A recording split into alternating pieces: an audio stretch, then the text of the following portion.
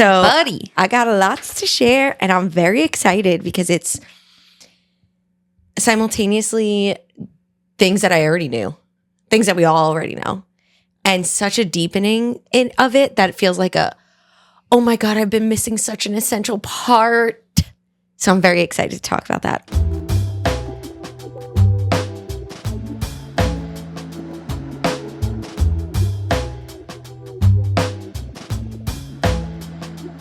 Also, I'm like, what lip gloss are you using? Because your lips look so good. I got lip filler. Oh my God. Okay. I was like, girl, what the fuck kind of plump shit are you on now? And they were so bruised the other day in bar class that I was like, tell. I didn't even notice. Oh, like now that you get like that, I can see like a little bit. They were really bad. And I was like, you did not notice. look at anything other than my eyes. You're welcome. So thank you for being such a respectful. Hell yeah. But I'm like, look at my tits or something a little Sorry. bit. Okay, I'll start checking you out. Objectify me. Okay, I will. Wait, when'd you get the filler then? Right before Tuesday. bar? And I saw you Thursday. Yeah. Yeah. Does it hurt? Mm-hmm. I mean, but they numb you. It's literally, they numb you with needles. Yeah. To put more needles in. That sounds like my literal fucking worst nightmare. I love it. Oh. Well, it's not judging. I'm just scared of needles. This is not a judgment thing. But you towards get fillers. tattoos. That's what's trippy to me. Very different. I don't get it. Well, I've never had a tattoo, so I just don't understand what the needles are like. First of all, I don't see the whole needle.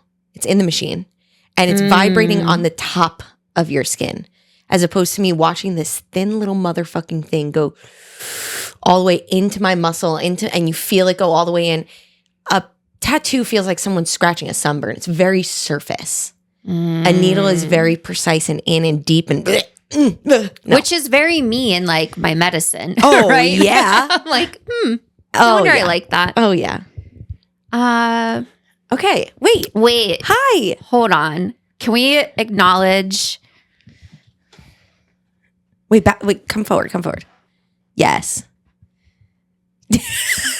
It's my birthday. It's my birthday episode. Happy birthday to me. Oh my God, it's your birthday episode. Happy birthday to me. That's right, by the time this comes out. Happy birthday to Frequency Broads, because we're celebrating our 2 years this October. Our 2 years. I thought it was 3. Is it 2? Oh, shit. 3. It's 3. Wait, okay. You know what's funny? I was thinking to myself, for some reason, and neither of us drink, really. I was like, I should get a bottle of champagne or a bottle of wine, and we should drink a glass of wine. And I was like, I'll save it for a celebratory episode. It's her birthday. It's Halloween. It's our 3-year anniversary. So many things to celebrate, but I don't have wine. So cheers. Oh my God. So many things going on. So many things. I got a new laptop, so we're back in action. Ooh. There was a whole kerfuffle of life between roof leaks, like I said last time, and computers completely frying and all this shit happening. And here we are. Wait, we have our portal. Yeah, I'm like, it's also never, I just got curtains, but God, I just put them up. And I'm like, it's brighter than it's ever been. So yeah, it's been a little bit longer. Although the episode will come out exactly a month from the previous one, it's been a little bit longer since we have recorded, because there was a lot of concept of time right now. Like, do you? Like, how does time feel to y'all right now? Because it's not normal or consistent, or timelines do not. Andrew and I were talking about this, how like, because he was saying how he's finally accepting that he doesn't understand the concept of time. I'm like, oh, it took you a long time to realize that.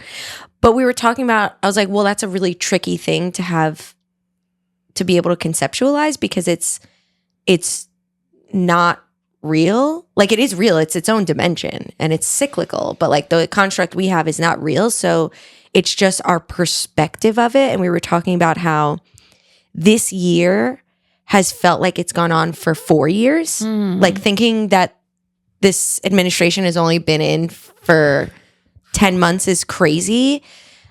And at the same time, it feels like so fast. Like, I can't believe 2025 is already over. So we're experiencing both this like lengthening and shortening of time. So it's funny. We were just talking about It's just something that's very impossible to perceive because you're having both experiences always. Spot on. Duality. Okay, girl, it's your birthday episode. I didn't get your present yet, so I don't have something to give you. But oh yeah, I forgot we did that on air last time. Yeah, we did that on air. Wow. That feels like yesterday and 10 years ago. Yeah. How you feeling? I don't remember what your theme was, if you remember what your theme was. Yeah, just like where you at right now, I guess. Like, how you feeling? Okay, so I'm wearing a one-piece suit, and in my mind, I'm like, I have to pee constantly. It's like some sort of like because I must get completely naked. It's the only thing I can think about is how much I honestly wish I could. I was just thinking about that earlier. I'm like, I'm kind of grateful I don't have kids because I need my naked alone time. I need naked alone time. I need naked alone time. You could have naked alone time with kids. Well, you just be like, this is much. This is mommy's time. Goodbye. You say that now, but I'm like, you have no time alone. They're always there. Yeah. But okay, anyway. I am feeling good. I'm really glad that we're recording this during a time of our cycle because we're now synced up. Oh my God. Start our cycle on the same day. So synced up. But I was always, PMSing and in a rage, or I was depleted, first day bleeding, So I'm just really happy to be at this phase of my cycle. Same. At the same exact phase of our cycles. Life is good. Life feels. I walked into bar class yesterday and Marissa said, "You look really good."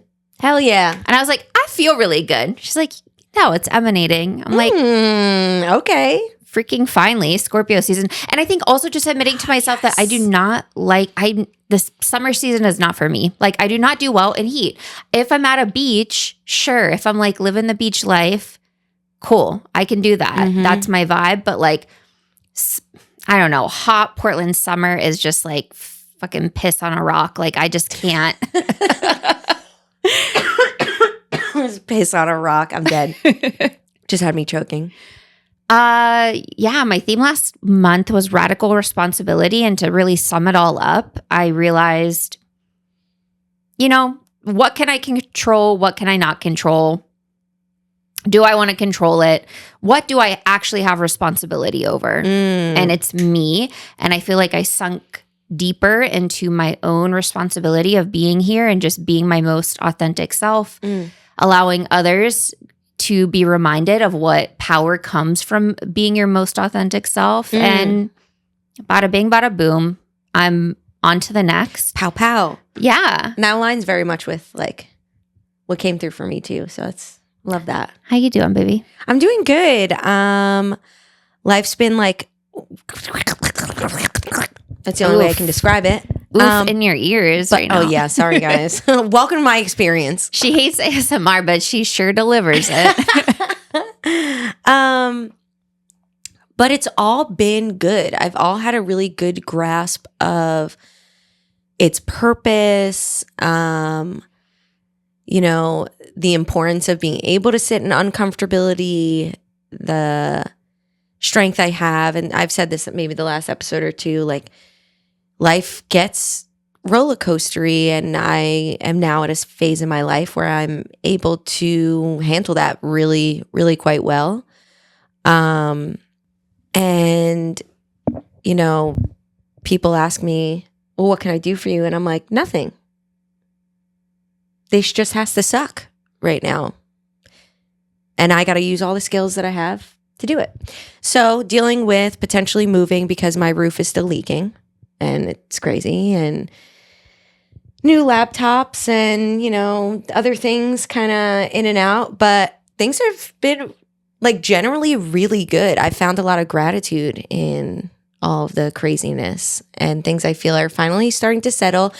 And my theme the month before, like the last poll was, I can't remember the exact cards, maybe like stone people in desert, I think it was, but it was basically like vision quest and paying attention to what like comes into your field.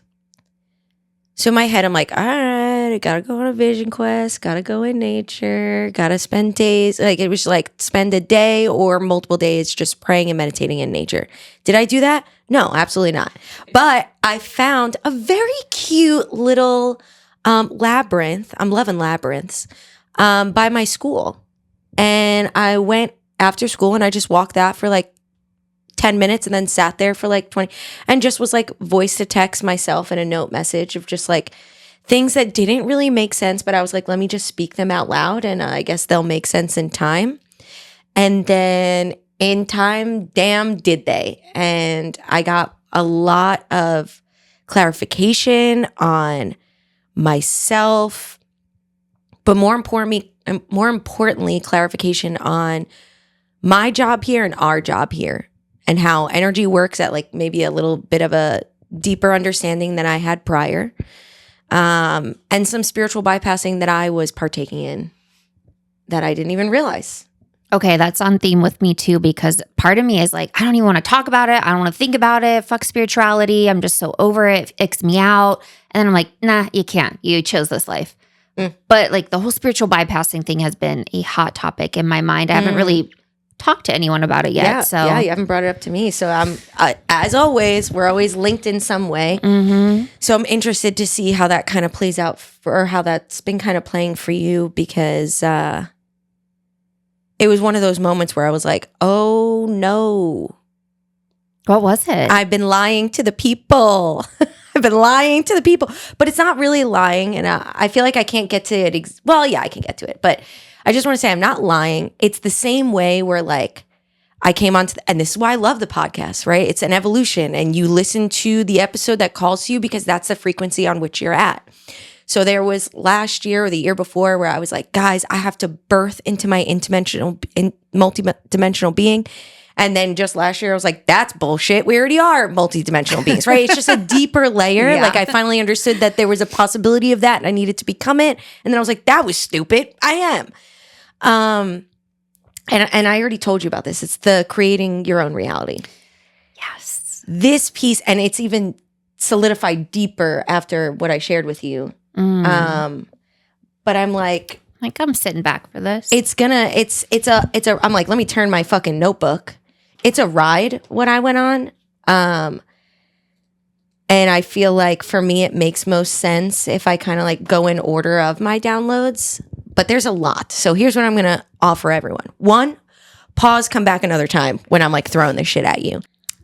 So yeah, so my offering to you is pause, come back to it, fast forward if you're like, this is beyond me.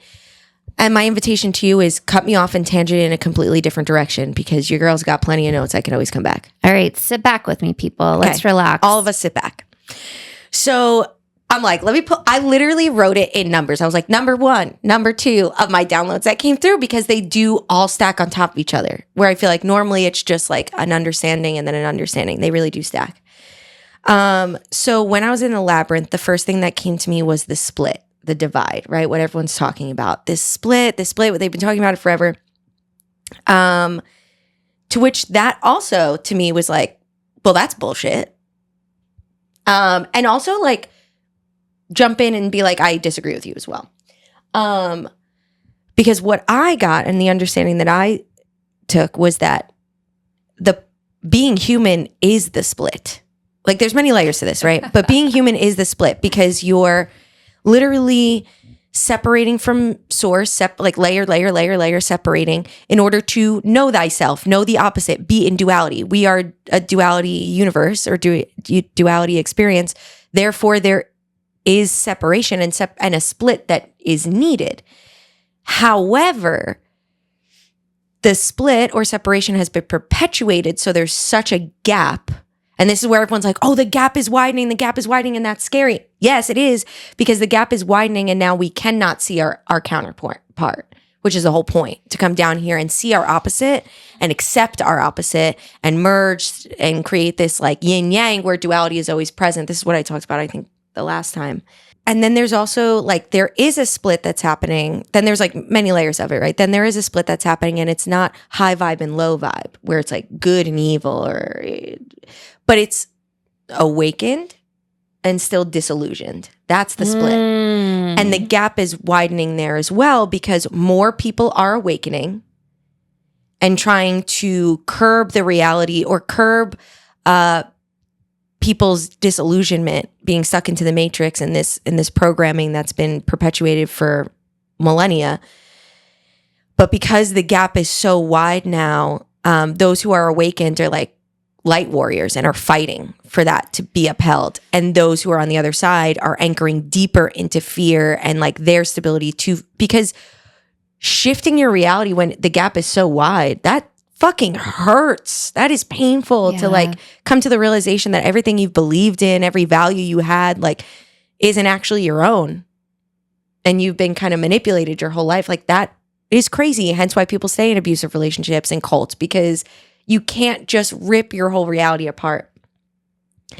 Or have like a spiritual psychosis moment where you're on this path and you just have that awakening and realization, and it totally rocks your whole reality to a point where you're in a new one. Yeah. And it feels very obvious, the difference between the old and new one. Yes. And this idea that in Earth's ascension that is happening right now, the frequency is like tenfold in the vibration itself, right? Raising, but also the amount of frequency that is hitting the earth is much greater than what it was before, which is making those who are awakened really anchor into light, and those who aren't really anchor in separate, because there's just so much pounding into the earth and they're trying to hold on to that. And that's what I envision, so much holding on, so much grasping. And it's so painful and it causes so much dissonance. And that's, I think, with my theme last month, radical responsibility, the book Radical Acceptance kept popping into my field. So I feel like that responsibility and acceptance go hand in hand. Oh, absolutely. You can't take responsibility for things you don't accept. And that's a great book. Thank you for bringing that book into my life. So there's this illusion, like, and this is a lot of what was coming through, even though it's like way beyond the spiritual bypassing. But a lot of this is like, oh, well, the spiritual people out there, whether intentionally or unintentionally, we do it too, where we have this realization and it's not fully actualized yet and we share it. That's the point. That's how we trigger each other in remembrance and understanding, is you got to go through, you can't just jump to the next one. But that split of like, oh, and now there's a divide, and the people who are ascending and the people who aren't, and like spiritual bypassing. Like, no, that's not the case. These people aren't not ascending. They're stuck in disillusionment and separation. And we need to hold them with compassion and be like, let's go. Guess what? We still are. We all are to some degree. We all are. Yes. So to sit here and be like, You're better. not. Yeah. I am. Hello, you're a human being. You're never going to be that enlightened. You're a human being. That's the whole point, is to forget. There is rarities like Jesus and Buddha who... You mean Mary Magdalene? Like there are rarities who, as walking on earth, remember that. Think about how many people have walked this earth and how little who have been fully actualized in their embodiment. And to just summarize real quick what it means to be actualized... It means that you have the courage and the determination to step fully into your body and accept who you are in this form and live to the fullest. Yes. All emotions. Yes. Fuck yes. And that brings me to the other piece of this split. And I actually had this conversation with someone who was very close to me in the spiritual community, and they never wanted to talk about politics and never wanted to like talk about like anything. And there was many layers to that. I'm not going to get into that personal business. But what I'll say is a piece that we hear in the spiritual community is, well, that's so low vibe. I don't want to talk about it and I don't want to perpetuate it more. But really, which brings me to kind of like what I'll get to a little bit later, you ignoring what's happening is not you staying high vibe. Yeah, dude. You avoiding what's happening to the people around you is not you staying high vibe. maybe in your own little life, you're high vibe and you're staying in your channel, but that's not self-actualized because you don't have the courage to live it out loud. And when we live it out loud, then we cannot let these things that are happening to people just happen, because then that's not an alignment that breaks our values, that breaks our beliefs. Well, and I think people who ignore it for a really long time are the ones who tend to have that like explosion of reality happen because it's such a shock, and it's going to come for you no matter what. Dun, dun, dun. Yes, and no matter what. It's better to just accept it and ride the wave and be like, all right, let's do it. Would you rather a trickle or a tsunami? Like, just accept it before it keeps building. It's the same thing with like bottling up your emotions, right? I don't want to deal with it. I don't want to deal with it. I don't want to deal with it until I explode at someone coughing too loud. It's the same thing spiritually. I don't want to deal with the low vibe. I don't want to deal with the low vibe. You're a duality person. You have low vibe. You're always going to have a shadow. You're always going to have an ego. Ego death is real, but it just takes you to the next level of your ego. Not in a bad way, but like, you're a human being. Oh my gosh, and your ego is so much fun when it's fully integrated. Yes. And by fully, I mean, whatever is as fully. much as much capacity as we can have as Exactly. So illusion number 1. Okay? Yeah. Illusion number 2 is the concept that we are all living in separate realities. And this is something that took me a minute, because this is something I've been trying to play with for a long time, with the concept of we all live in our own realities. So if I want to live in my own reality, and this is where this high vibe comes in, right? If I want to live in my own reality and I just emit this reality that I want, why am I in a reality where Trump is president and the people of Gaza are being killed and ICE is out here stealing my neighbors? Doesn't make sense to me, right? Or how is it that Andrew and I are like living in completely different realities, but like we are such a huge part of our individual realities? And then I finally came to the part where, it's a mirror and all that. Okay. I'm like, I need to read my little thing here. I wrote, we're not living in completely different realities. We are all in the same slice of the simulation and timeline. We are all in the same slice. Therefore, it is not a completely different reality. And our perspectives dictate our experience, which is unique. A mirror for what's inside, right? So the example I give kids all the time with a perspective switch up is your parents get divorced. You could sit here and be like, I'm in a broken home, or you can sit there and be like, now I have 2 houses and 2 holidays and 2 parents who are going to like put in the effort, hopefully, to make up for the fact of a divorce, right? There's always the other side of the perspective, which I talked about last time, making that full circle. So yes, we are living different realities, but it's only perceived realities. That's the only difference. Mm-hmm. The grass is green for you as much as it is for me. My perspective of how bright or good that grass is different than yours. But we're all living in this timeline. We are all living in this simulation. Those who are listening to this podcast, those who are sitting next to you. My reality is unique because of the way I perceive the reality in front of me based on my experiences prior, based on my genetics, based on my million other things, right? So again, that is another kind of not fully actualized information that a lot of us have been sharing. It is a mirror, but it's so much bigger than that, because again, it's like they plant these little fucking booby traps for light warriors. They're like, hey, we're all unique and you all have your own reality. And then we're like, great. So I can't control your reality. And like, you're going to live in your reality and I'm going to live in my reality, creating separation, keeping us one from another. Trying to control someone else's reality is often called narcissism. Well, yes. Yeah, for sure. And it's so prevalent today. And I think the rise in narcissism has to do with this. I agree.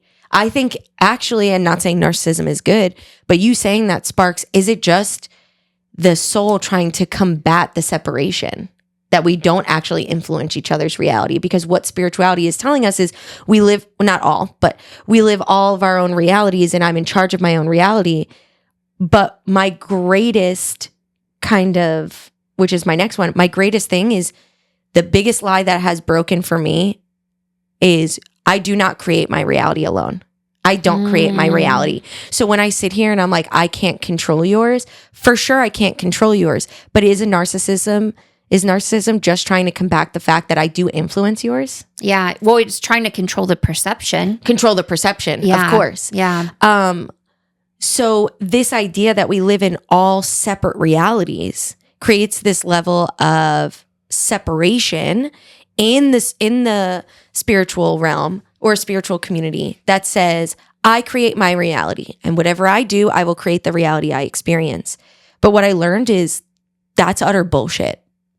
Actually, I create my reality and my perception of reality, right? I'm allowed to change my perspective, and then my perception of what I'm experiencing is in my control. Abso-fucking-lutely. So I'm not discrediting that. And you using affirmations like I create my own reality, yes. Just understand that there's a level deeper because you're not creating your reality, you're co-creating your reality. And this was the big aha for me.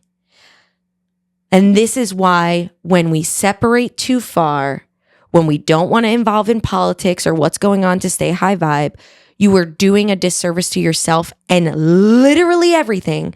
Because my new understanding, not saying it's 100% right, I'm sure 2 months from now I'll be like, well, that was kind of wrong. Here's a level deeper.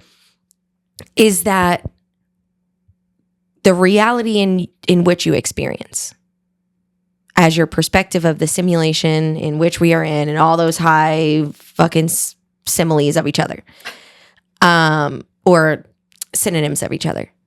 But what it actually is, and I wish I could draw this picture, but I can't because it's a moving 4-dimensional thing. But it's energy pooling from 4 sources that are commingling together to create the reality in which we all are a part of. Create the slice of timeline that we are all a part of. And those 4 sources are you, the frequency you emit, the cosmos, so that includes the sun, the moon, the planets, light beings, all that, the earth, and all the creatures that are inner earth beings, and the collective consciousness. We are not separate from the collective consciousness. And we've kind of talked about this a lot, that we're all part of this tapestry. And then yet we have this completely opposite thing where we're like, but also I'm unique and alone and I create my reality. And it's like, that those 2 things can't happen at once. So what I've learned is that when someone is sitting back and trying to stay high vibe, but in their own reality, not engaging with the energy of earth, which right now, I'm not wearing my ring because I was doing the dishes. Sorry, which right now is like on fire and angry, right? Or those of the cosmos, which are trying to give like super guidance as like the earth is evolving, or the energy of the collective consciousness of humanity that has been fed in by the other 3 sources and those manipulating the collective consciousness for years. So when I sit in my own lane and I go, well, I'm not going to pay attention to them, I'm just going to pay attention to myself. What's actually happening is the collective consciousness has the space within that alchemy cauldron to be as loud as possible, which will make the earth, the cosmos, and myself harmonize to the loudest frequency in that cauldron. So when we can sit there and hold sovereignty within ourselves and be this like fully actualized person, then my frequency is just as loud. And now we need to collaborate, compromise, whatever, to find a new space because we're taking all of these 4 sources. Is that making sense? It is. Yeah. Okay. I think the caveat here is, oftentimes you're in spaces and around people you can't fully control. For family, For sure. other, work dynamics, right? And that's where things get spicy and interesting, because really a true test of your character arises when you have to respond to something that triggers you.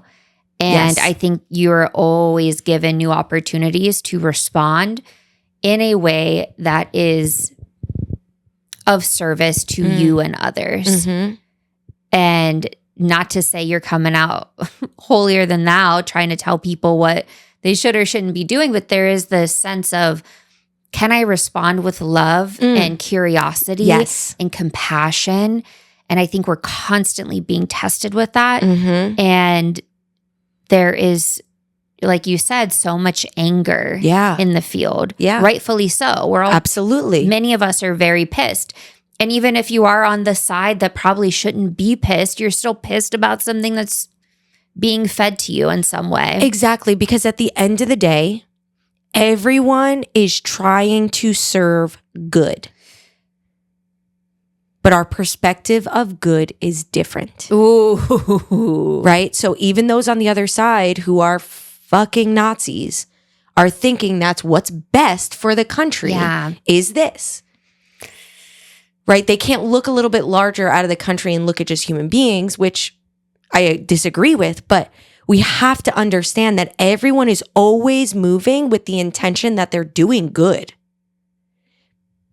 I shouldn't say everyone always, but like that's kind of how we move through life. But our perspective of good is very vastly different. So what I've learned with this co-creation is exactly that. I need to enter, right? It's the difference between like anger because of fear and like scarcity and anger because of sacred rage and social justice, right? We can both have that same energy coming into the space. But what I'm going to do as someone who is so in control of my frequency, I am not on autopilot. I am always aware. I shouldn't say always. I try to always be aware as often as I can to think about what I'm admitting. Then that means that my frequency is easily more amplified. The earth and like attracts like. We know that it's magnetism. The earth and the cosmos are now going to amplify to the loudest frequency in the cauldron. So they're going to be like, yes, we're coming with sacred rage. We're coming with sacred rage to bring justice and unity and peace. And that'll either force that other thing to harmonize or shut the fuck up, basically. Mm-hmm. And obviously, when it comes to the collective consciousness, it's never going to shut up. But it allows you to start to tamper with the molecules of the water and the collective will. So just that concept of, I create my reality, is already a booby trap in spirituality. Yeah. Because it's like, no, I co-create my reality and I have to engage with humanity. I have to engage with the collective consciousness in order to enact whatever good I want to enact. So that one was the really kind of heavy thing that kind of plays into all of these, right? Same with the split. Like it's wider because people are not taking into account the collective consciousness piece. It's all a puzzle, which leads me to my next thing, which is very small, but they basically like not scolded me, but like kind of was like, girl, now that you understand this, stop trying to, and I have stepped away from this a little bit more, stop trying to quantum leap yourself out of this reality. Because then you are leaving this reality with one less puzzle piece to be completed. Because we are all part of the four source in our own little cauldron, and then each of our cauldrons are a puzzle piece. And they also said it's fucking stupid to try to quantum leap, because if you think of like the branching web, our physical, yes, in meditation, I can go to Egypt in Mayan times, I can go in Atlantis, I can go on another planet, but as a physical human being, you cannot quantum leap that far away. Like you can't. And humanity has been following, and collective consciousness have been following this path for so long that if I were to quantum leap to another reality, guess what? I'd be experiencing the same thing with a different face on it. Mm-hmm. So they're like, stop running and avoiding and quantum leaping into the reality you want, and instead start engaging with these four sources, yourself included. Get in alignment with yourself so you can draw out the unity, love, and peace from the earth and cosmos and start shifting and churning and alchemizing what's happening in the collective consciousness, because you cannot do it alone. It doesn't happen alone. So don't quantum leap, or you can't quantum leap very far. So they're like, you're just running and leaving every reality behind in the dust to be worse because you left. Oof. I mean, let's start at square one right now. and be angry. It's okay to be angry. We were not taught to be angry in a healthy way. Mm-hmm. Anger, was perceived as leading to like lies, deception, or physical abuse, or being terrified of the person who's angry. Like it can look so many icky ways. So I think expanding your perception of what anger really looks and feels like. And I'm calling it holy rage. I'm leading into the rage part of it, right? Because it really does feel ragey. Baby, you have permission to feel rage, to feel angry. And I think collectively, a lot of us are in this and somewhat stuck. And we're just kind of burning. And it feels for some people, it might feel like you're kind of burning some karmic shit, right? Sure. And I think for some others, it could feel like you're burning parts of yourself because anger does fuel the ones who want to control you. Anger's like holding a hot coal. 100%. And so really understanding when you are giving yourself permission to be angry, is it fueling you? Is it fueling your healing and your shedding of karmic crap or whatever you want to perceive it as? Or are you getting stuck in a booby trap? Yeah. And being triggered and that anger source is leaving you? I think owning and alchemizing anger is one of the best tools to self-actualize, to get to quantum leap or experience an expansion of self and your spectrum of emotions. So owning anger, and I think on the other side of owning anger is also owning the deepest levels of trust and love. And I was thinking too, as you say that, well, how can someone own their anger? Like, can we give them tips and tricks? And I don't know if you do have tips and tricks, but my immediate first gut was no, because everyone's anger is coming from something unique to themselves. And what is going to, process, transmute, use that anger is going to be very unique. But the question that did come is, what are you going to do with that anger? Yes. Right? So that's a question you have to ask yourself. What am I going to do with this anger, right? Anger is like holding a hot coal. Am I going to throw it at somebody else so now they're burning? Is that really going to help me or help humanity?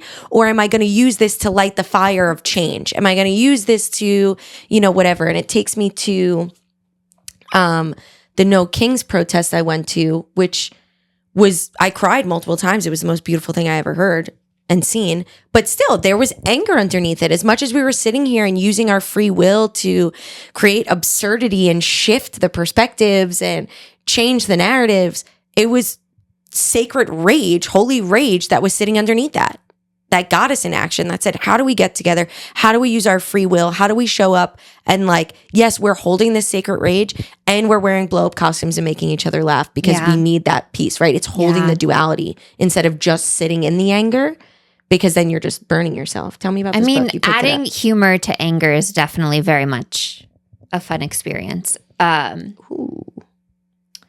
Okay, I have followed Rising Woman for years and years on Instagram. Becoming the One, I went to Brighton Bush a few weeks ago, and I think to answer your question of how do you work with anger, but she has some really amazing self-regulation exercises, understanding your emotions, feeling your emotions, and it almost is like letting it be a ritual because you can practice a ton of techniques that allow you to shift it. And we've done it, somatic movement and such, but also observing. Yes. And recognizing and naming the emotion. That's a really good place to start. Yeah. And then practicing these self-regulation tools allows you to shift it, because we really have to own that we are going to be experiencing a lot of different energies for the foreseeable future. And it is so crucial that you practice proper energetic hygiene and these energetic regulation tools. And let me just flip to a page here. I think I had bookmarked something. Oh, bookmarked with money. Yeah. $10. Make it holla. Self-soothing practices. Okay, notice where you are. Feel your feet on the ground and count your breath. Step back from your thoughts and become the observer. Don't believe every thought you have. Tune in and name the sensations in your body. Find one place in your body that feels relaxed. Take a mental break from the situation and read a book for at least 20 minutes. You can shift this very fast. Put your feet in a bowl of warm water or take a salt bath. Listen to guided meditation, do yoga, all the breath work, all that kind of stuff. There's so many different avenues for you to explore at this point in time. But I think what she says that's super important, and this is what I actually have been working with the middle schoolers with the past couple weeks, is when an emotion arises, and I'm separating emotion and feeling as two separate things, feeling being the story that we tell ourselves, I am sad and I am sad because of this, and emotions being the physiological response to a perceived or actual stimuli around you. So when you start to have an emotion like anger, she says, become the observer. Observe the body. What we get into is we feel this way in our body, our fight or flight kicks in, and we have these hormones raging through our body. We're tight, we're breathing fast, we're shaking. And then we start to label it and say immediate, like two things either happen. We label it immediately and go, I'm feeling angry because of XYZ. And then your body's like, oh, we're feeling angry. Let's pump with more hormones. And then you start to feel it in a more way. And you're like, now I'm in rage. And it's just this cycle that takes us down that isn't really healthy. Then the opposite side of that, which I wonder if she touches on, is the other swing of the pendulum, where as soon as we feel an emotion, we self-regulate, which isn't actually allowing the emotion, like the physiological response, to be present. And it's avoiding that uncomfortable feeling, as opposed to, I'm going to feel uncomfortable. Then once it kind of has finished running its course and I've recognize my body, then I'm going to use my self-regulation strategies, whatever that may look like, deep breath, pushing on the wall, twisting a towel, legs up on the ceiling, whatever it is. And then I identify the feeling. I was angry, and I was angry because XYZ. And what I teach the kids is the next step after that is, is it true? Right? Because a lot of it is trauma that we're trying to process through. And sometimes it's not true. This is actually safe. I am actually okay. Is it true? And is it true? What is it trying to tell me? And what am I going to do with it? Right? Those are the three questions we ask after we label it. So I'm angry because I just heard about something happening in politics. Is it true? Well, actually, let me make sure I wasn't fear-mongered. Let me look up and see if it's true. It is true. What am I going to do about it? Well, that invoked anger in me, and it's telling me that something needs to change. How am I going to make action to push for that change? And that's how we use our holy rage, our sacred rage, is by letting it come, being the observer. Where is it living? It's living in my womb. Okay, so this anger is directed towards sexuality, safety, whatever that may be. Is it true that my womb is attacked right now? Yes, it is. Yep. What am I going to do with this energy now? I have it, and it's alchemized in a way that I can use it. It's not going to burn me anymore. So how do I use it to take action in creating a reality that is more aligned with my highest timeline? So anger is a good thing. Keep it, but not hold on to it. Don't grasp it. We're calling it holy rage to try to be a little bit more evolved sounding with it, but you know how that goes. Is that more spiritual bypassing? Maybe. No. I do also believe that, when you go through a series of these self-regulation opportunities, there comes a point where it happens much faster. I think when you absolutely. It's a practice. Mm-hmm. And I think sometimes it can happen in a matter of seconds. And I think some of these tactics might be for more extreme situations too. So understanding, okay, what do I have in my arsenal, Absolutely. my toolkit to help me right now? Mm-hmm. And it may not be the same thing for every kind of similar situation, but I do think that with practice, you alchemize at a faster rate. Oh, 100%. Because what you're doing is on an energetic level, you're cleaning it out. Yep. So there's less buildup for you to have to dig through and this big explosion. But on a biological and physiological space as well, you're rewiring the synapses in your brain. So that way, when this perceived or actual stimulation comes, you're going to have a either less responsive or no response at all, right? I always show them like this example. I draw a picture of a brain and I'm like, in high school, I got bit by a dog who was barking at me. So anytime I saw a barking dog, I avoided it, which solidified the message that barking dog equals danger. And I needed to actively redirect that information. So barking dog means I take deep breaths now instead of being in fear, right? Until it's an actualized fear, like a dog is jumping at my face. Then I know, hey, from past experience that this is important to know to not put my face near this dog because I got bit in the face by a dog, right? And the more that we can, and that's something that could actually be a danger versus these kids who have anxiety coming to school, right? And I'm like, eventually you won't have anxiety coming to school because you put yourself in a safe environment like our school to process and retrain the brain. So you're right. It does become quicker until it's not at all. And then the anger you're feeling is actual holy rage, sacred rage, because it's not coming from an internal trigger. It's coming from reading the energy in the cauldron. It's coming from you being like, well, Earth is feeling this and cosmos are telling me this and the collective is feeling this and it's activating this sensation in my body that I need to hear a message from, do something with. So you're 100% correct. It does get fast. Well, and I love that you're calling that out because what I've noticed through the practice of being the observer is that oftentimes people get into a cycle of seeking out things to heal, things to fix. And I think it is more detrimental to you than 100%. you actually healing or shedding any karmic crap because you are just constantly doing the work. You don't get to enjoy life and just be and let the experiences come to you, through you, for you. And a lot of time doing the work is just avoiding or like sometimes when you're sitting there, even in something like I've been in therapy, like even sometimes like being in talk therapy, like a friend of mine and I were talking yesterday about OCD. And I was like, how many times have you been in therapy for OCD? And she was like, my whole life. I said, what's the only thing that works? And I'm speaking for OCD and I'm not speaking for everyone, but I'm like speaking for everyone with OCD. Exposure therapy. You can't come to me and say, Tara, don't be scared of birds. They're not going to peck you in the eye. I'm going to go, cool, thanks. I'm still scared of birds. What's going to stop me from being scared of birds is slowly interacting more with birds and seeing that I'm safe. So when we do these things like just journal about it and just blah, blah, blah, like, oh, don't go there. Just journal about it. Just think about it. Where did it come from? Those things are good to a point because then you're still avoiding the actual experience. And you're just replacing it with pleasant things. But guess what? Life isn't always pleasant. Sometimes you just have to face the shit. And you have to use what's in your toolbox at whatever capacity to get through it.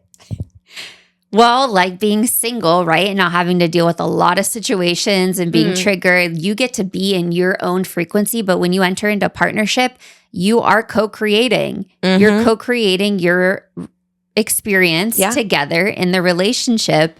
And holy moly, are we tested more than ever during relationships. Oh, yeah. That's another reason why I think a slight spiritual bypass thing is, you know, heal yourself before you get in a relationship or learn to love yourself before you get in a relationship. Because again, that only goes so far. I was single for 7 years. I worked my ass off on understanding myself. At least I thought I did. I was like, this is who I am and this is what I want. And then I got in a relationship and I'm like, where did all this come from? Mm-hmm. Because I was doing all this quote unquote work of being in a relationship single. So I wasn't actually experiencing it and having to go through it and rewire my brain. Don't get me wrong. I needed to do that first because there was a lot of trauma from my past that I needed to, like, if I would have brought it to in a relationship, it would have been terrible. But I only got so far alone. Then you have to do the experiences to rewire your brain and your energy, like, circuits. All right, what else you got? What else I got? Oh, just like, again, this idea of the split and the separation. And just like, I also took a moment to think like, well, being born on Earth, there is the immediate separation from the cosmos. You are no longer working interdimensionally as much as like you are when you're in. not a physical form.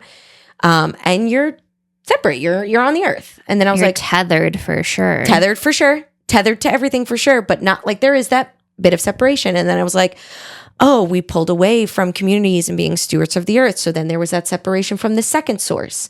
And then it was humanity and communities, but then technology and the way that we perceive each other created that separation from these. So now all three of these sources that are in the cauldron together are working individually.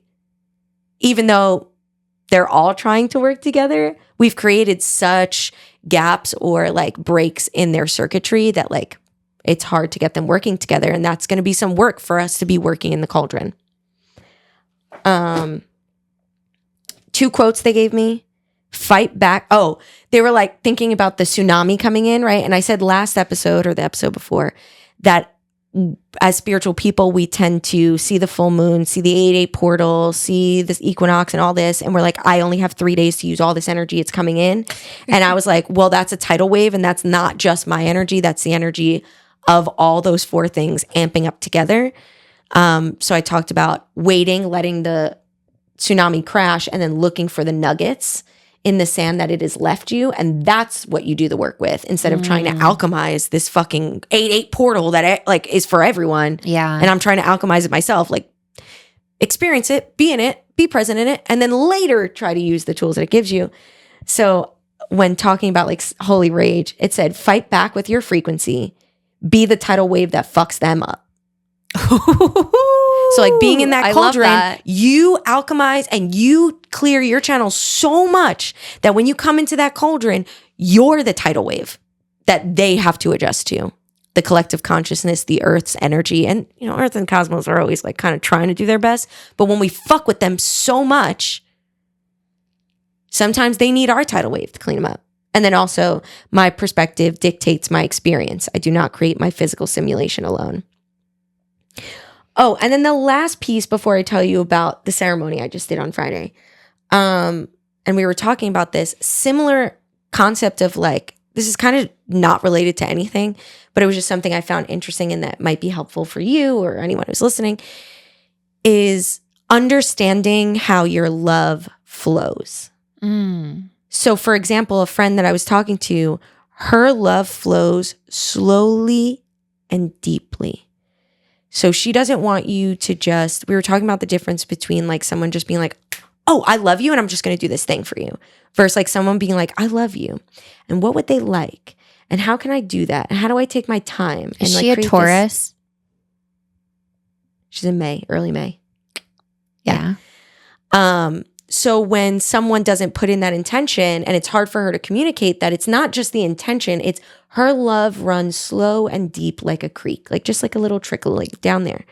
Whereas my love flows like a punch, like a jab. And I can't, like the words that came to me, and I'm saying this in a very healthy way, okay, is obsessive, aggressive, and possessive. She's a Scorpio rising. That's how my love moves.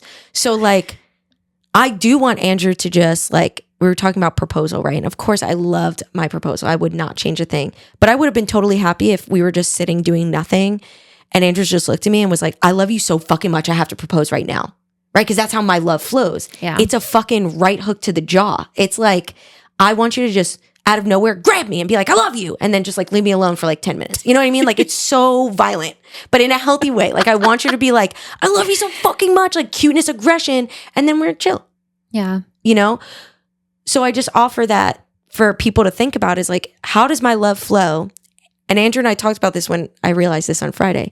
He was like, my love does not flow like that. Like I'm not like obsessed with you, like the way you want to sew our skin together. Like I'm not like that. He's like, but I give you that because that's how your love flows. So it's not only how does my love flow, but how does my partner or the other person in my relationship do it? And then how do we have this ebb and flow? It's not necessarily a compromise where I'm changing my love and you're changing your love, or a collaboration where we're changing our loves. But it's I win sometimes, you win sometimes. And it's all love, so it's all winning, right? But it's sometimes I'll go slow and intentional because that's what's more important to you. And sometimes you're going to give me that fast pace because that's what's more important to me.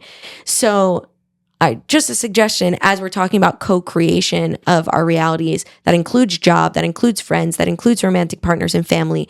How does your love flow? How does it authentically flow? without the trauma, without all that, how does your love flow? How does this other person's love flow? And then how can we have this ebb and flow? And can that person do that for you? And sometimes it's learning. Like Andrew had to learn to be a little aggressive with love because he's such a like subdued person. And I needed to learn to like not physically get the needle out and sew our skin together. And now we get that back and forth. So that was kind of the last little piece that I thought was really just like beautiful and helpful for me to just be like, hey, Andrew, I know you know this about me, but let's put this to words. And that way, like when we think about it, it's easier to like have this understanding as opposed to this abstract. I like it to be romantic. Romantic can look so many ways. So what does that look like to you? Yeah. I love that. How does your love flow? How does your love flow? Because that's part of, if you're trying to be the frequency of love, that's part of what you're adding in the cauldron. Mm-hmm. That's part of how you move through this co-creation of your entire reality is how your love, how your energy flows. And mine's very... And owning how it flows out of you, right? Yeah. Yeah. And I had to do work to make sure that it was a healthy flow. It has always been obsessive, aggressive, and possessive. And I've said it before, Andrew had to talk to me in the beginning of a relationship that I was like physically hurting him because my cuteness aggression was taking out with physical punching and squeezing and scratching. And he's like, you can't do that. And I was like, let's find a healthy form of this, right? Like now we have a healthy form. Is there anything else that you came to you, sparked for you this month? I actually have a little bit of numerology talk I'd like to discuss since I am Let's do it. Turning another year older, wiser, aging like fine wine, I must say. I have been in a 9-year, which a 9-year is, and just a heads up, in numerology, this is how you determine it. You take your birth month, birth date, and then add it to the year that it is. The current year that it is. So I did all that 9-year. And I'll be entering into a 1-year, at the start of 2026. But I've been reflecting a lot about and just to clarify, for those who don't know numerology, it only goes from 1 to 9, right? Because then you would think it's a 10-year, but you add the 1 plus 0 and it's a 1. Then there are master numbers 11 and 22. Okay, I see. And 22 is sometimes like used interchangeably, and I think some practitioners have varying opinions on this. But yes, 1 through 9, and the numbers get reduced, so it's like 1 plus birth date plus the year, it all gets reduced. So you all like add it together, Google it, whatever. And so in a 9-year, 9 is the number of completion. So completing a cycle. And it often is actually the number of humanitarianism. And I do think that, we're getting deeper and deeper into this like age of Aquarius, right? Where we're like, okay, basically everything we just talked about in this episode, our part in the collective. So I pulled a card from this really beautiful deck. I'm like, so this beautiful deck, the Tantric Dakini Oracle, was calling to me today. And I wasn't even planning on pulling a card. It was just sort of like all right, let's see what this has in store.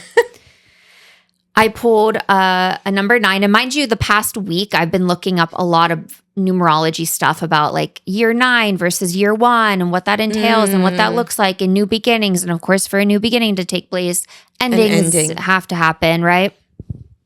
And way through, see that beautiful key? Oh, that's gorgeous. The like number is 9. So way through bears the number 9, signifying the completion of one cycle and the beginning of another. But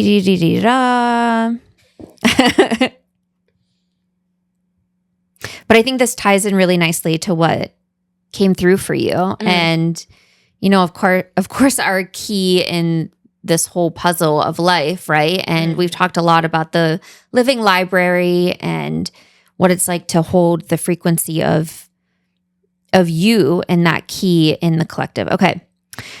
This is a cosmic key which opens up the Akashic records wherein all accounts of destiny, past, present, future are forever stored.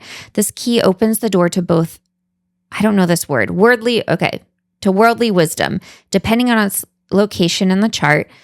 In the worldly places, it may represent the solution of a problem, particularly related to karma. And I am very much, it's been a karmic year for me. You know, it's been rough. I'd say the past 2 years, especially. And I really do feel like, okay, life feels like it's done lessening for a little bit. Like I get to like ride the wave of being on the beach and watching the waves and integrating the experiences. And it has me realizing and wanting to share a little bit about how important it is to integrate. And for me, what integration looks like is taking a period to self-reflect. You can journal, you can maybe microdose or take a substance and go on a journey where you are being the observer on your past experience, even though that's always hit or miss where it's going to take you. So not the top of the list of ways to integrate, but I microdosed before this too. So I'm just like, hello? I know, and I needed to redeem myself after last month. That gummy hit me hard. I went Those through gummies are crazy. a fun little gummy phase. Yeah, they're so I'm good. like, it's over? I mean, only because it was like upsetting my stomach a little bit because I was taking it on the daily. Back to flour.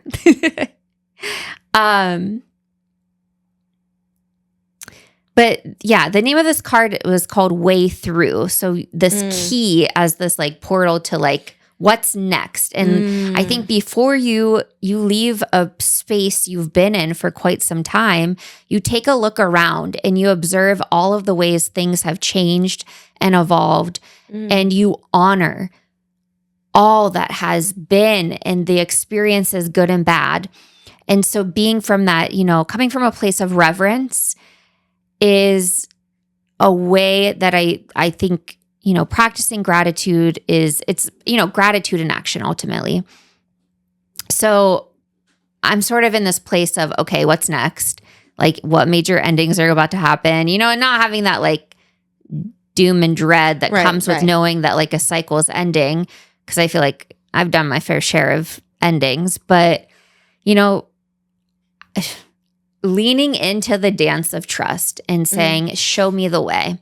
I trust you, the universe, me, my higher self, the collective, to put me in the right place at the right time, to be with the people where my medicine is going to be best served. And I am so honored and privileged to be in this place of trust because it's been a lifelong struggle. And I think that there's a lot of privilege that comes from being able to say, hey, I trust that everything is working out, and I don't take it lightly. And I think tying into our discussion about holy rage and anger is ultimately a catalyst for cleansing and resolution, and it is a space creator through destruction. Ooh. I love that. This question came up that you can ask yourself.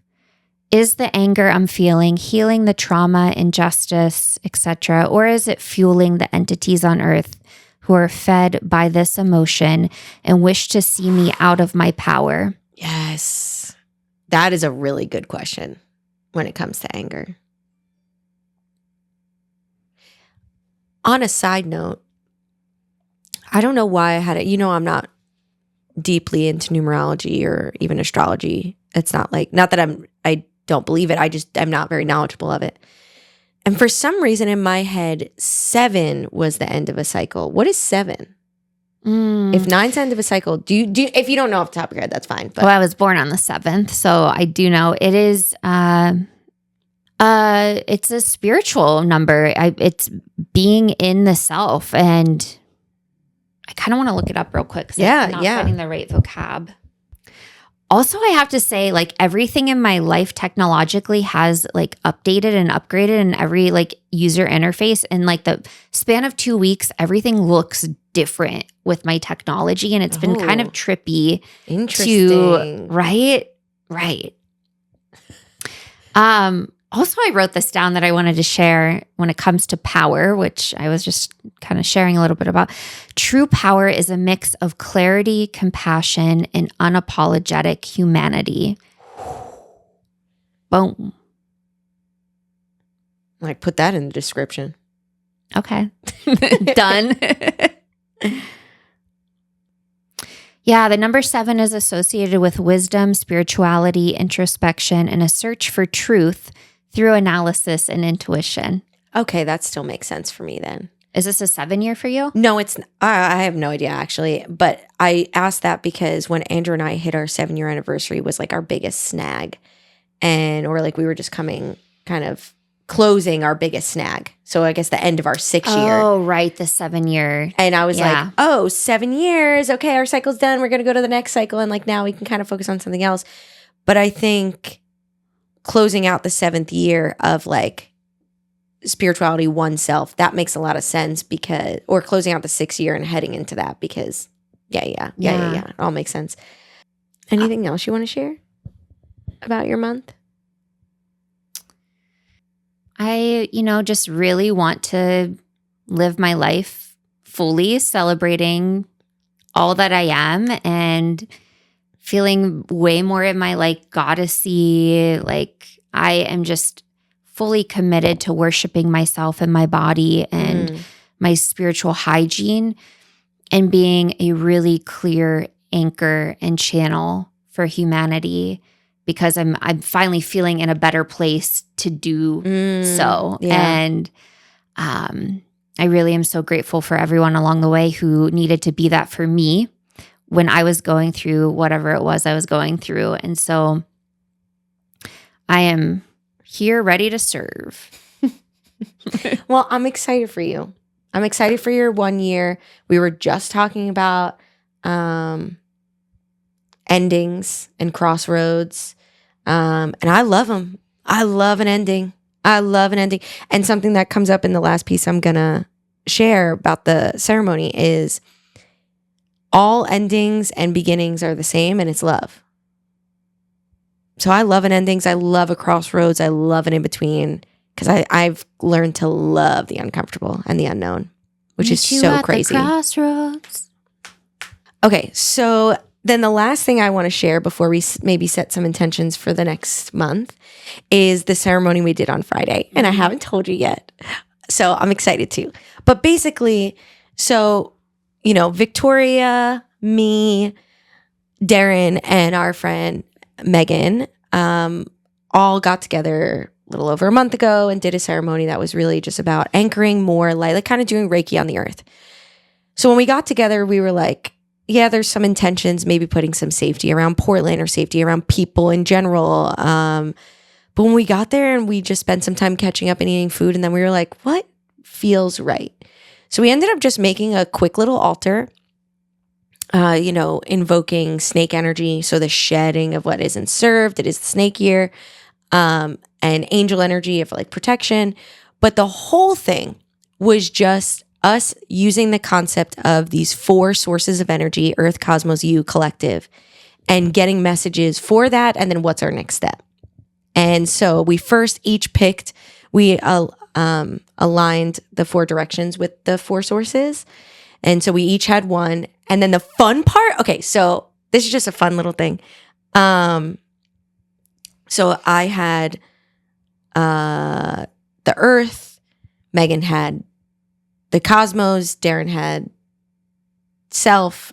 And so we each like sat there and got a moment to like get in that energy and then picked an archetype card. And then what we did, which was so fun, because then we were like, then there's the collective consciousness. Who's going to pick that? We were like, I guess we all will. And we're like, well, how are you all going to pick a card, right? So we all took a couple breaths and anchored into the collective consciousness and interweave our fingers together 3 ways. Like a Ouija board? Yes, I was going to say, and Ouija board style, not that I would ever do or suggest a Ouija board. Ouija board style, we're kind of like pulling each other and kind of like finding the energy. And then we all kind of hovered around this one and slowly anchored down and picked this one card. Girl, let me tell you what these cards were, okay? Let me tell you what these cards are. Then at the end, I'm going to tell you the 4 spread because I think it's a really great spread that anyone should do, and could do. So for the collective consciousness, the card we got was the Bardo. So crossroads, in-betweens, potential for all and release. The veil is thin, so recognize what needs to be resolved to bring in healing and vision, right? So that's where the collective consciousness is, at this crossroads, at this in-between time.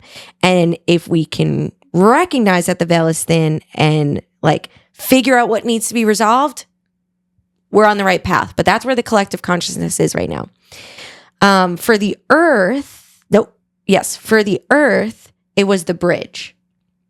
So the earth's energy is the link, the gate, the new reality, creating union with love. And then the earth gave a question of, if you're like not attacking, but like going towards something, like whatever, creating this connection, what is required? A bridge or a wall?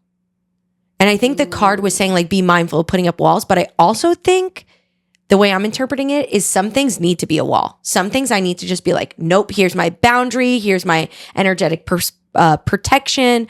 So Earth is telling us like right now we're in this space of bridges and walls.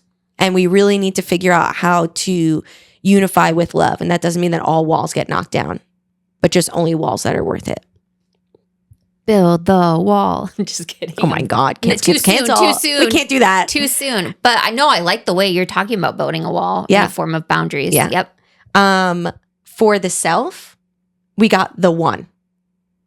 And it was non-duality, unity, one love. We don't experience it often. It's limited, like that oneness, like I was saying before, Mary Magdalene, Jesus, Buddha. And whatever we're left, like just know that because we can't experience the one, just know that we're just left with what is. And that the beginning and end is love. So for me, the oneness was recognizing that right now, although this seems kind of happy, like what I got from reading the self was that we have such a limited experience of the one. And we're feeling more into the duality than the non-duality, which I think we need to hold both. Duality. And then the last one was the collective conscious, or was the cosmos, which was the warrior.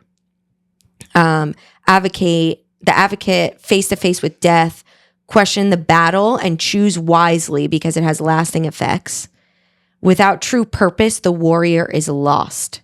That one really stood out to me. Like, I feel like right now, the reading for the collective consciousness is that there's a lot of warriors without passion, and therefore you're feeling lost. You're having this rage and don't know what to do with it or where it comes from or how to alchemize it. So you're feeling lost. Then we get burnout. Then we get disheartened. Then we shut down. Then we don't step up. Well, wait, let's also acknowledge apathy because that feels very strong in the collective as well, which is like, what can I do? Right. I'm kind of giving up. I'm just, I'm a small piece of the puzzle. Like, right. What am I? Right. But you're a piece of the puzzle.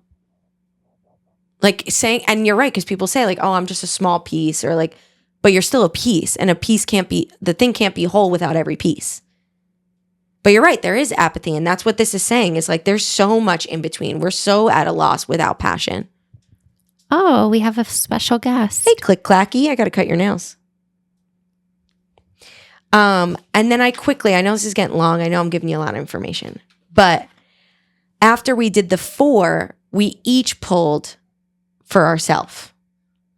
And my question was, it's a long question.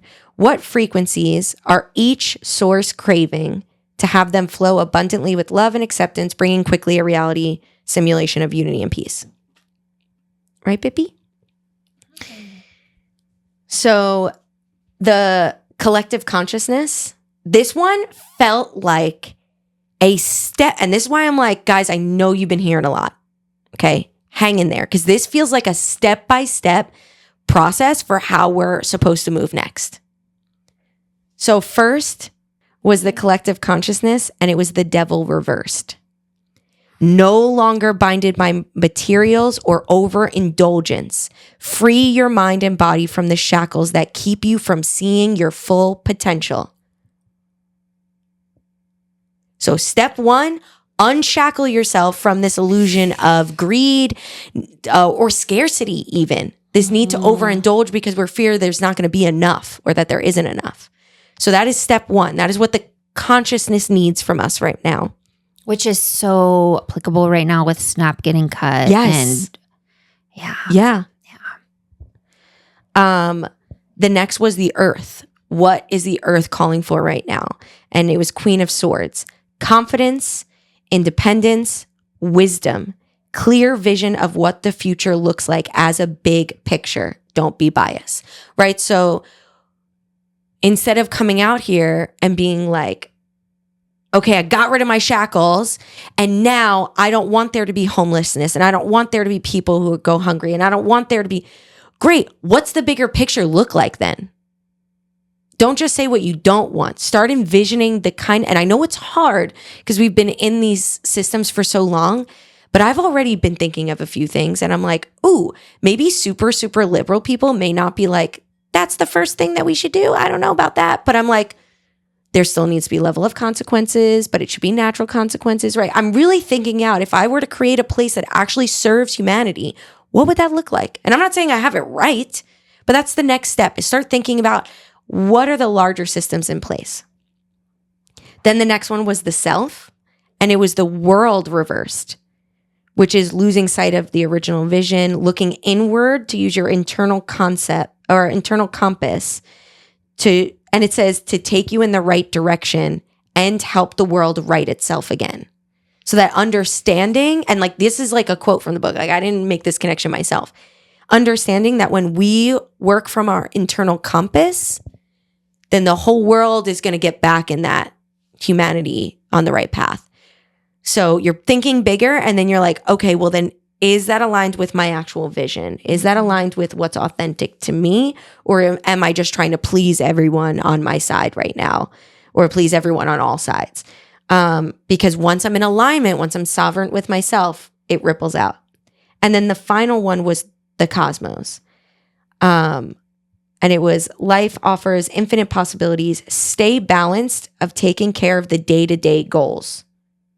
Don't miss the small tasks that will affect the long-term plans. Are you managing everything in your life with balance? So I think it's this strategy of I'm breaking the shackles. I'm thinking big picture. I'm making sure that big picture is aligned. And then I'm making sure I'm doing my chores, my responsibilities, my relationship, taking care of my body, taking care of my energy. Because if I teeter-totter on something, if I'm just focused on my spiritual life and I forget to do, like to show up to work so I can pay my bills, that's the part of being human. You got to balance both of them. So they were like, in order to bring us peace and unity, at least this was my reading for myself, but I think it's helpful for everyone. These are kind of the steps that I'm going to be taking. So, and I'll put it in the description too, but the layout of cards, if you're interested, is the 4 directions. And it was, and I know you're going to be like, why, Tara? But trust me, we all agreed upon this. North, you start with north, and that's the element of air. That's the collective consciousness, right? That's all of us kind of tied to breath. The east is next. That's fire, but we're actually putting the earth in that space. Oh. The hearth, the dragon, right? It's all that earth energy is like fiery. South is the earth, but that's the self, the stability, the groundedness, the you in it. And then finally it's the west, which is water, and that's the cosmos, right? That like ebb and flow of like with the moon and all that. So pulling those 4 and asking any kind of question, what is the what's in my cauldron right now for these 4? What does humanity need right now? What is the reading for all of those? We all got very different when it came to our individuals, but it all felt so profound. And I think understanding that energy works with not just the ebb and flow of 2 things, but with actually 4 things. And how can we move the energy in that way? So it was a very fun ceremony and felt very spot on. So what's going to be cooking in your cauldron this month? Well, what's your theme for this next month? What's in your cauldron? Well, I was asking them. I know. Well, now I'm asking you. Well, I already shared my key. Oh, yeah, your key. It's funny. Mine was winter solstice reflection. So really just like similar to what you were saying, like taking a moment to reflect on the past year. What achievements, what fears, what lessons did I learn? What are the key takeaways? And then how do I plan for the future? Yeah. So I guess this month for us is going to be a lot of just like rest and reflect. And I like that. Straight chilling and some water, I hope. Yeah. That's it. That's a lot. That's a lot. Is there anything else you want to say before we close out? Nothing. Nothing. Well, thank you for joining us. Thanks for always being on the path of evolving these ideas with us, which is the whole point of this podcast. So I appreciate you being here. I hope it felt light, even though it was a lot, because it just feels like ahas to me and like finally answers to me as opposed to like, ugh. So take some time to rest after this episode if you've made it this far. If you've made it this far. We Okay. love you so much. Thank you for being here. You want to say it at the same time? We love. Wait, are we saying we or I? We're saying we. Okay. 1, 2, 3. We love you. Do, do, do, do, do, do.